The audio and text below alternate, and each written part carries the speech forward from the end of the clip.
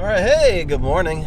It's Rob, and sorry I got a weird angle going here today as I merge onto the 285 freeway. Let me in.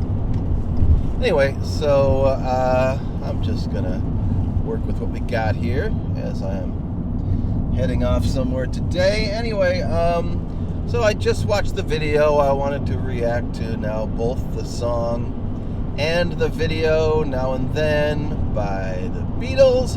Now that everything is out, we're not getting anything else. There's nothing else coming out. No new Beatles stuff. So we're just going to have to live with what we have, at least for now, until they can come up with some other crazy idea. But this one took 30 years to complete, so I wouldn't hold your breath. Anyway, so I've waxed poetically about the song. It's not the greatest John Lennon composition, and we all know that. As a songwriter myself, I got lots of songs sitting on cassettes, sitting in drawers and whatever, and after I'm gone, well, they're all just going to get tossed in the trash. But since he's John Lennon, well, sure, let's take a look at a few of these and see if we can do something useful with them. Free as a Bird, I still love that. I thought it was great. I thought it was appropriate and added to the legend and the legacy of the Beatles. The video with the bird flying through the different locations, representing different stages in the Beatles' career, that was great too for its time. Of course, this was a long time ago, and we can do stuff now, of course, they didn't even dream of, which is why we have the song Now and Then in the first place. So I think it's a missed opportunity with Now and Then, because we know what the demo sounded like. We know that there's an entire section that they just ignored, and then Paul wrote a different section reminiscent of it for the his slide guitar tribute to George. But that section is not great either. And why didn't they just use John's chord changes, throw in everything they could from that song? They've got more John vocals. Why didn't we hear more of that in the finished product? There are a couple people, maybe even, I think it was more than a decade ago, who imagined what it would be like if they finished Now and Then, and they made it sound very Beatlesque. And I posted on Facebook a link to one of these things. Like I said, it was from like a decade ago, 12 years ago, and it was really excellent. It was a very nice representation of the song, including the parts that they just left on the cutting room floor. And again, the song is kind of jumbled up. It's meandering. It goes into different keys, and it takes a little while to listen to it and lock into it. But I really feel like it's a missed opportunity. They just took the most obvious, the most Beatlesque parts, or the simplest to convert parts, and put that in Now and Then, and they left the challenging stuff out of there, the interesting stuff, the stuff I think that really would have made it rise above just, all right, here's something we gotta do, or this is something I just wanted to finish that I've had sitting here for a long time. Let's go through the motions, let's get it done. I don't even know that Paul and Ringo were in the same room when it was recorded. Matter of fact, I'm pretty sure they weren't.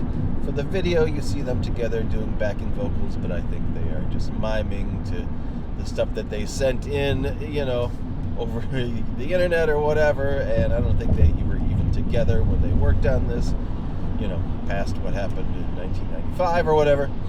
So, what do we got? Well, like I said, the song, again, I just think that, they kind of phoned it in to some degree. It is still wonderful to have a new Beatles song in 2023. Don't get me wrong. I'm glad that they tried to finish it. Leaving it unfinished, that wouldn't have been great either. We all would have sat there and go, well, what could have been? What would they have done with it? So, well, now we know what two 80-year-old men who used to be the Beatles would have done with one of John Lennon's cassette demos from 1977 or whatever. All right. Maybe they should have left it at that. Now, the video just came out. I very quickly scanned through it because I knew I had to get on the road here, and watched it, and I got to say, I am very disappointed. I feel like if the song left me a little bit on the nonplussed, the unimpressed side of things. The video just like hammered those nails into the coffin. I don't know who put that together. I don't know, what they were thinking. Maybe Paul loves it. Who knows? Maybe Ringo doesn't care one way or the other. Of course, we want to see the Beatles back together on the screen. Of course, Paul, in concert, has John singing in the background as he's playing the song, and they pump in John's vocals or whatever, and they're back together on the stage. And of course, that's a wonderful, touching, emotional moment, but they just went way too far with this video.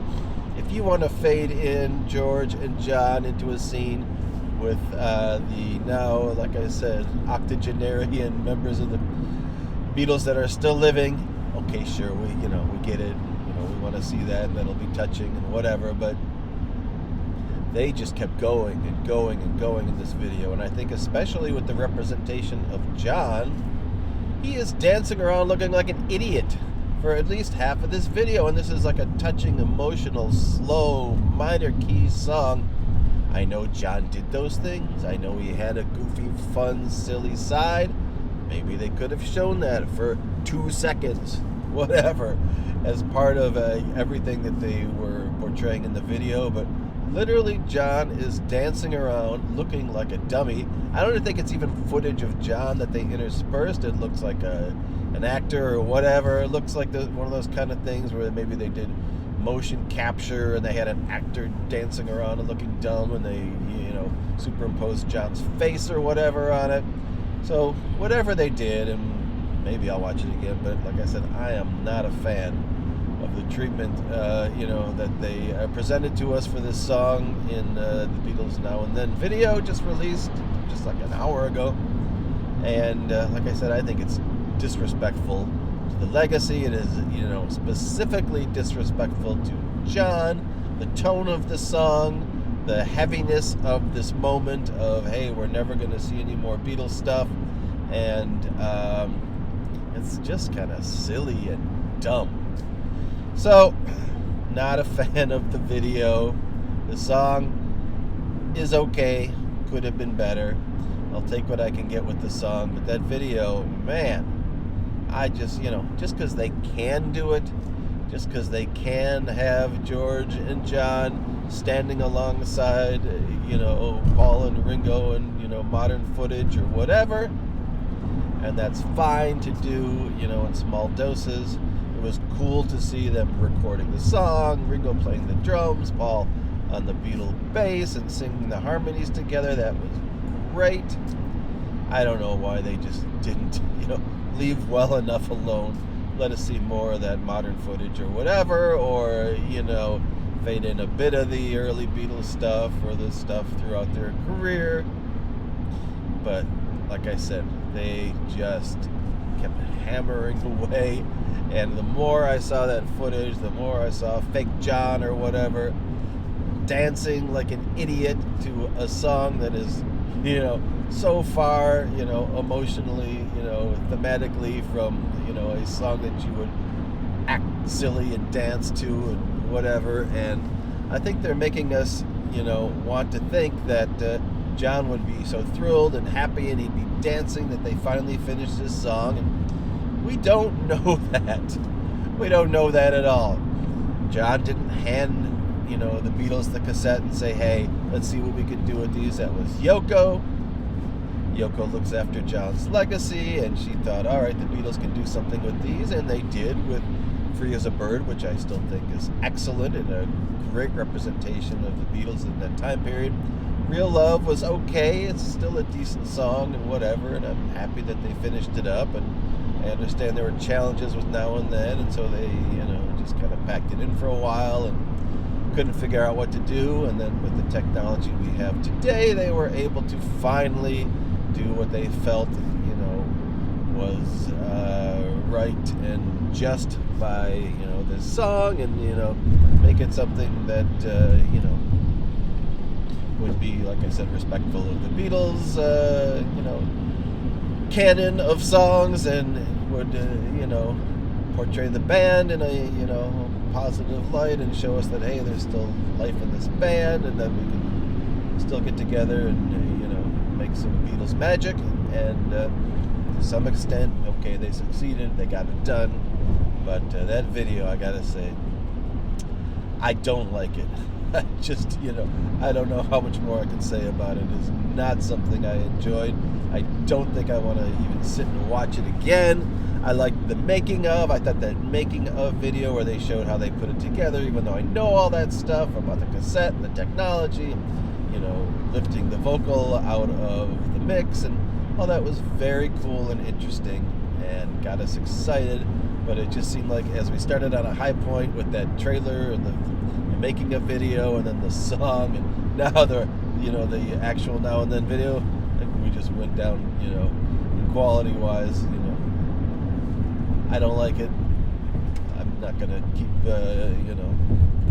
harping on this. I just think again, like, they had an opportunity to shore up the Beatles legacy, to get people interested who are young, who had no Beatles song released in their lifetime, who are in their 30s, and maybe they were infants when Anthology came out, and to get a new generation excited about the Beatles. We have the Rolling Stones out with a new record now, and keeping the legacy of these great bands alive. But that video did not do it for me.